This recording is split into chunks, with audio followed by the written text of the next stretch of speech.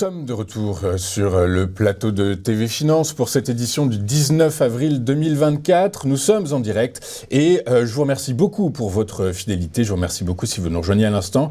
Et désormais, il est l'heure de retrouver Antoine Quesada. Bonjour Antoine. Bonjour Antoine. Merci Antoine d'être avec nous ce matin. Vous êtes trader, formateur et coach. Antoine, triste journée en ce 19 avril 2024 puisqu'on a appris ce matin qu'Israël avait lancé une attaque contre l'Iran renforçant les craintes d'une extension du conflit au Moyen-Orient. Par la force des choses, le CAC 40 a ouvert en baisse, près de moins 0,7% il y a un instant. Antoine, selon vous, alors évidemment, personne n'est capable de prédire la géopolitique, ça c'est certain, mais selon vous, le CAC 40 va-t-il souffrir de cette annonce ? Écoutez, le CAC, même si sa tendance de fond est sans aucun doute largement haussière, qu'il ait tendance de fond de moyen ou long terme, navigue déjà depuis quelques jours dans une sorte de respiration tout à fait légitime et absolument pas inquiétante. Cela dit, effectivement, à force de ne pas faire attention aux craintes géopolitiques, il faut bien qu'à un moment donné, ces craintes-là soient avérées également sur le marché, parce que on s'est habitué ces dernières années à ce que la géopolitique n'impacte pas ou très peu les marchés finalement. C'est surtout les banques centrales qui font la pluie et le beau temps sur les marchés depuis des années.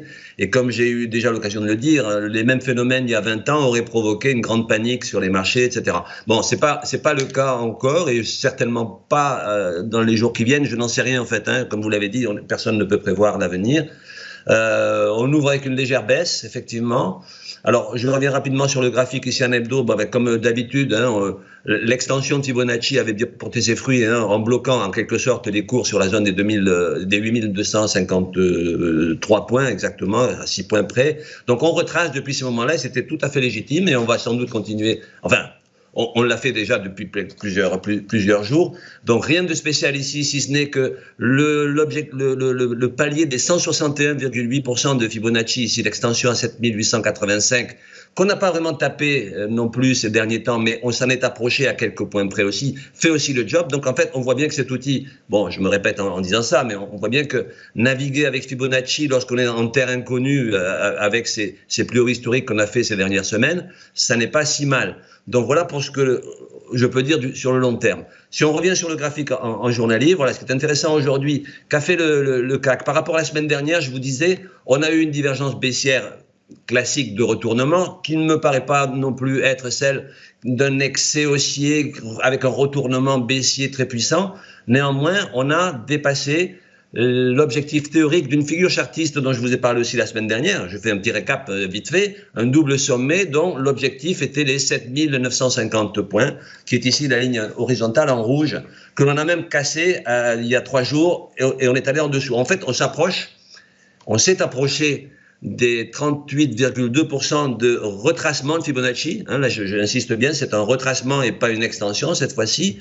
À quelques points près, on est allé donc sur les 7881. En fait, on est allé au-dessus, mais pas si loin que ça. Donc aujourd'hui, qu'est-ce qui se passe? On ouvre en légère baisse, après être repassé déjà au-dessus de ce segment rouge que vous avez ici.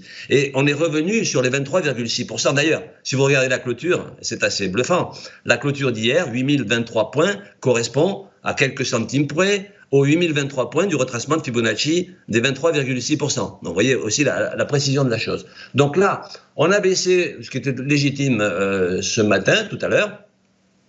Ça ne semble pas plus inquiétant que ça, d'autant qu'on est toujours au-dessus de cette ligne en rouge ici, qui pour moi maintenant va faire office de support. C'est-à-dire les 7950 points, à court terme, en tout cas en intraday, est un petit support qui devrait peut-être tenir. Maintenant, voilà, on verra la suite des informations liées à ce qui se passe en Iran. Antoine, justement, oui. Antoine, c'est la question que je voulais vous poser, la deuxième question que je voulais vous poser. À la veille de ce week-end qui s'annonce chargé en informations géopolitiques, en communiqué géopolitique, est-ce que ça vaut le coup de rester sur les actifs à risque à la veille de 2 jours qui s'annoncent chargés et qui potentiellement pourraient avoir un impact à la baisse assez important lundi à l'ouverture ? Écoutez, c'est une bonne question, bien entendu. Tout un week-end à l'intérieur duquel on ne sait pas si la situation peut s'aggraver ou pas, on ne peut qu'appeler à la prudence, cela va de soi. Bon, moi je ne vous cache pas que ce marché, déjà depuis pas mal de journées, voire de semaines, se prête plutôt à l'intraday. Pourquoi est-ce que l'intraday est plus sécurisant? Parce qu'on fait des opérations à l'intérieur de la même journée et qu'en clôture, enfin, on n'a rien sur le feu d'une journée à l'autre. C'est-à-dire qu'on n'est pas dans le marché. Effectivement, ce marché, avec tous ces points d'interrogation, peut faire peur. Et vous l'avez dit, un week-end entier, il peut se passer beaucoup de choses et se retrouver lundi prochain avec une ouverture, avec un gros gap baissier qui, évidemment, engendrerait des forts dégâts. Parce qu'il faut savoir que c'est pas parce qu'on met un stop de protection en dessous du cours pour se protéger que ce stop sera pile poil tapé si le marché ouvre avec un gros gap baissier. Il faut pas oublier que quand on veut vendre, il faut des acheteurs. Et si vous craignez, si le marché s'ouvre avec un moins 3% lundi, même si vous avez mis un stop à moins 1, vous serez exécuté à moins 3. Donc effectivement, la prudence appelle à ce que... Alors, ce serait créer un vent de panique si tout le monde se mettait à vendre là tout de suite. Je ne pense pas qu'on en soit là. Mais effectivement, alléger ses positions me paraît être une bonne chose. Alors certains vous diront, et c'est pas faux, que c'est dans les conflits que l'on trouve les meilleures opportunités. Cela dit, c'est dans les excès provoqués par les conflits que l'on va trouver des bonnes opportunités. Enfin, bonnes. C'est pas très éthique de parler de bonnes opportunités, bien entendu, quand il s'agit de guerre. Mais d'un point de vue purement des marchés, effectivement, c'est lorsqu'il y a un vent de panique que le marché fait un excès et qu'à ce moment-là, des retournements à la suite d'excès sont des opportunités de marché, bien entendu. Donc, je réponds à votre question. Oui, il serait prudent de rester un peu à l'écart.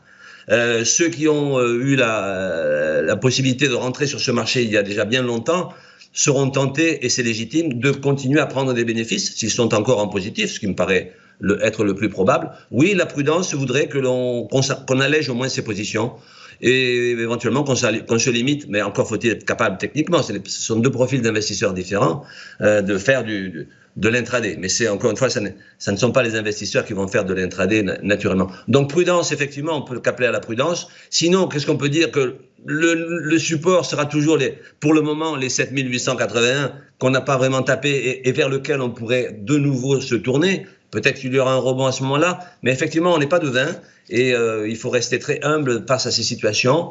Bon, les marchés nous ont habitués à n'avoir même pas peur de la géopolitique, mais à un moment donné, je veux dire, nous sommes des humains et la peur n'est rien d'autre qu'un appel à la prudence. Tout à fait, Antoine. Et d'ailleurs, les informations tombent au compte-gouttes ce matin. Du coup, par la force des choses, désormais, ce qui se dit, c'est que la balle est dans le camp de l'Iran.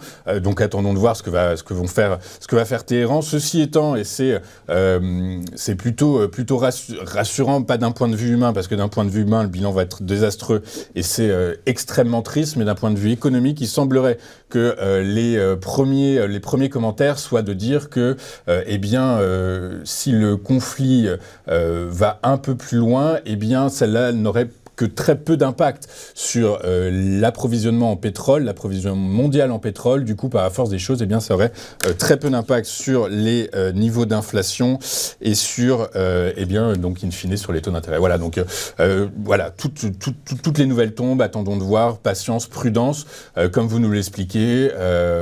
Très bien. Écoutez, merci beaucoup Antoine de vos précisions, de votre temps. Je rappelle que vous êtes trader, formateur et coach chez AQTS.fr avec nous tous les vendredis matins en duplex désormais. Écoutez, je vous en remercie. Je viendrai vous voir ponctuellement, Louis-Antoine. Je viendrai vous voir en plateau de temps en temps. Oui, Antoine, venez ici, on a un très beau plateau. Je le sais. Venez ici, Antoine. Ce sera avec plaisir qu'on vous reverra à Paris. Je vous souhaite une excellente journée, Antoine. Je vous souhaite un très bon week-end et je vous donne rendez-vous la semaine prochaine. Nous, de notre côté, on marque une rapide courte page de publicité. Dans un instant, nous retrouverons Éric Galliègue et son point stratégique. À tout de suite sur Téléfinance.